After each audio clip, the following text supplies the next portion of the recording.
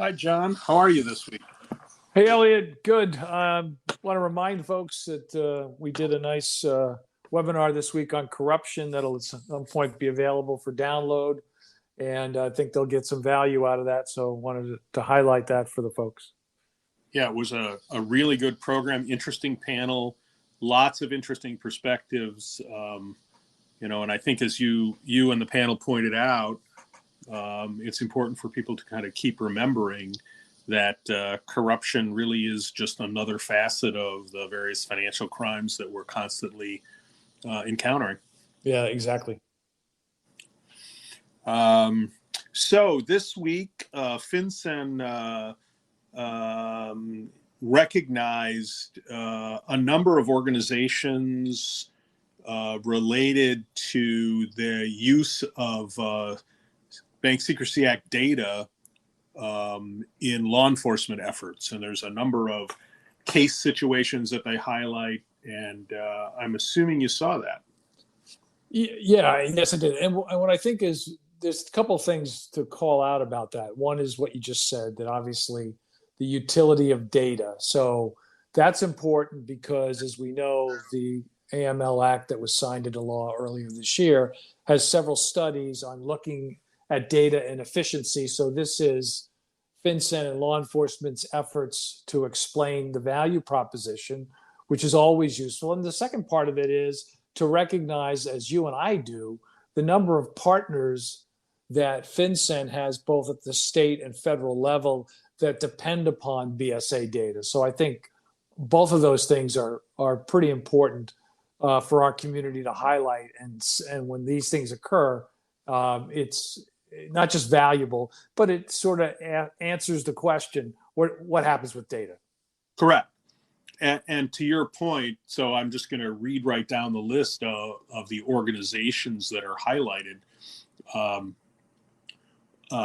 FBI, but as part of the one, this was a COVID fraud situation, but they especially identified the SBA's Office of Inspector General.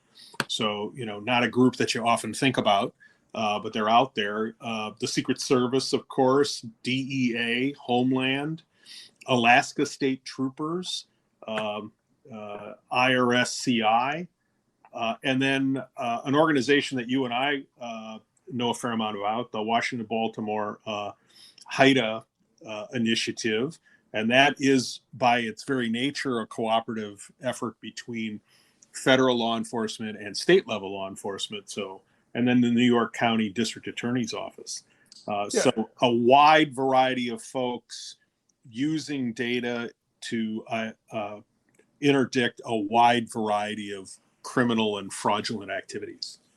Right. And then going to the SAR review team that you mentioned, the Washington-Baltimore HIDA, our colleagues and strong supporters of the community, Steve Gerdak and Stacy Ivy, who have both been on podcasts and webinars for us. And, Steve has been tremendous over time in reaching out to the private sector, both to expand our knowledge base, but also to hear from the private sector. So I think it's important that we recognize that FinCEN has identified their group in this particular event. And the thing that, just reading from the description, and people should take a look at it when they get a chance, but the investigation was about a money laundering operation, used funnel accounts. So, funnel accounts, a big issue for us in the AML community. And the individual identified was arrested, pled guilty, sentenced to 10 years in prison. So it's a really great example of the utility of looking at the BSA filings, which we know that Stacy and Steve and their colleagues look at. So this is a perfect example of going from point A to point B in terms of BSA data. Yeah. And, I think this is, it's a one-page press release. It's a high-level description of these interactions. But I think as people look at it, you realize that, there's all kinds of interactions among both federal and state agencies. There's also a lot of different, this is another chance to take a look from a certain vantage point at a lot of different topologies. What kinds of things are going on out there? These are a few that are highlighted, obviously not a complete list, but important. Lots of transnational things, lots of cyber elements in what's going on, some virtual currency elements in what's going on, all things that you and I have talked about on this podcast series, and and the community continues to think about and look at. So this is a nice refresher of what's happened recently, and it's a form of information sharing by FinCEN that we in the community should take advantage of. Yeah, and to your quick last point, another example of what we talk about all the time, the one that IRS-CI is identified in is sort of a prototypical money laundering by real estate scheme, right? It's an illicit activity of a licensed real estate broker who buys all these properties with structured cash deposits. The transactional data gets funneled, if you will, to law enforcement, and they said, based on that, we think you're purchasing real estate for a suspected drug trafficker. And that led also to, this case, I think 14 months of imprisonment.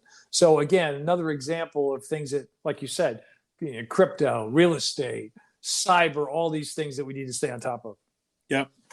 And we'll try to bring you information about all of them as they unfold each week here on This Week in AML. So I'll do the shameless plug. If you like this, we're on every week. So please go to Spotify or wherever you get your podcasts and subscribe. And you'll also find a lot of our other podcasts there. And there's lots of great content on our website, amlrightsource.com as well.